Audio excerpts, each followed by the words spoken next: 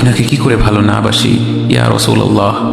যখন আপনি আমাকে ভালোবেসেছেন সেই 1400 বছর আগে, যখন আপনি আমাকে মিস করতেন, আশা করতেন যেন আমার সাথে দেখা করতে পারেন, অথচ তখনও আমি জন্মই হইনি।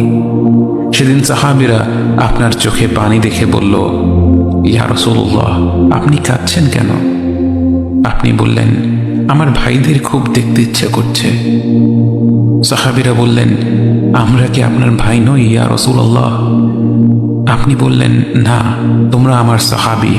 আমার ভাই হলো তারা যারা আমার পরে আসবে এবং আমাকে কখনো না দেখেও তারা আমাকে বিশ্বাস করবে। মৃত্যু শয্যায় শুয়ে আপনার অন্তরে এই চিন্তা ছিল যে আমাদের পরিণতি কি হবে।